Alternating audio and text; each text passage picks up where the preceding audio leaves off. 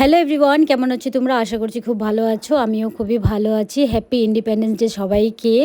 আর আজকে হচ্ছে 15 আগস্ট, সেজন্য আমি একটা জায়গায় ম্যারাথন পার্টিসিপেট করছিলাম। সেজন্য সকালবেলা উঠে ফটাফট করে, এখন ভোর বাজে 4টা, উঠে ফটাফট রেডি ফ্রেশ ট্রেশ হয়ে গেছিলাম। ফ্রেশ ট্রেশ হয়ে এখানে হচ্ছিলাম রেডি হয়ে আমি যাচ্ছিলাম।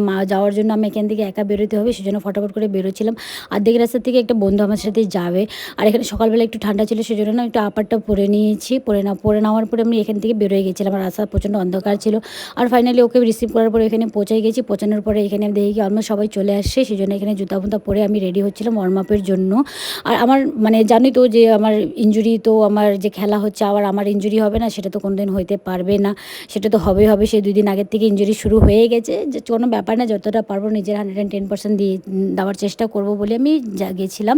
আর এখানে যাওয়ার পরে ভাইরাও চলে এসে তারপরে ওয়ার্ম আপ করার পরে দেখি কি ম্যারাথন শুরু হয়ে গেছে। এখানে সিনিয়র বয়েজ জুনিয়র বয়েজ ছাড়ছে। তারপরে হচ্ছে মেয়েদের ভিডিও ক্লিপটা নিতে পারে নাই, ভুলে গেছে ভিডিও অন করতে ভুলে গেছে। তারপরে এখানে শুরু হয়ে গেছে। শুরু হওয়ার পরে এখানে ভালো কম্পিটিশন ছিল, ভালো মেয়েরা আসছিল। সবাই সব জায়গার থেকে সবাই নিজের 110% দিয়েছে। আর আমিও সেটা আমার ইনজুরির মধ্যে যতটা পারছি সেটা দিয়েছি। আমি অর্ধেক রাস্তা তো মনে হচ্ছিল আমি ছেড়েই দিই, কিন্তু না, আমি জানো তো আমি একটু জেদি আছি, তো সেই জন্য আমি না যতটা পারবো 110% দিলাম। তারপরে তোমরা বলো যে আমি কি পজিশন পেয়েছি, এখানে কমেন্টে জানাইও। বাকিকার ভিডিও তো আগে পরে তোমরা দেখতেই পারবে। এই ভিডিও দেখে কী মনে হচ্ছে সেটা তুমি আমাকে অবশ্যই জানাইও। আর এখানে আমার একটু অবস্থাটা খারাপ হয়েছিল, যেহেতু জানি যে ম্যারাথন, আর আমার অবস্থা খারাপ হবে, সবারই হবে। আর এখানে না একটা ছেলে আমাকে কিরকম করে দেখছিল, দেখো তো কি দেখছিল জানি না।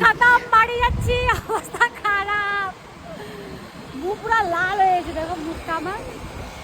আহা, বলেন কিছু আপনি এখান থেকে বলেন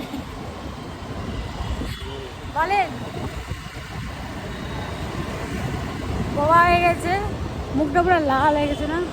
যাচ্ছি, দেখা হচ্ছে একটু পরে আবার, বাবা।